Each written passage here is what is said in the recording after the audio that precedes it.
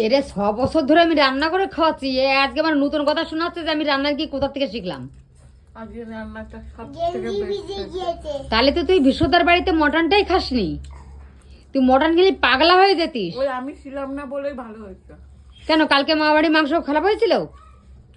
কালকে মামা বাড়ির মটন যেমন হয়েছিল ওই বিশ্বদার বাড়িতে রান্না সেরকম হয়েছিল। কিন্তু আমি মাংসটা মন দিয়ে খাইনি। কেন? আবার সেই যে বমি হয়েছিল না, হ্যাঁ, মনের মধ্যে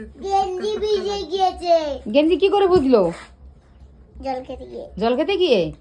দেখো, আর ও আমাকে বলছে আজকে যে তুমি নতুন করে কি করে রান্না শিখলে, তুমি রান্না শিখলে কোথার থেকে? আজকে রান্নাটা ভালো হয়েছে। ভাবো একবার, এই দেখো চিকেনটা দেখেছো, এই যে চিকেনটা হয়ে গেছে, ভেজ ডাল, বেগুন ভাজা, আর আছে ভেজ ডাল হয়েছে।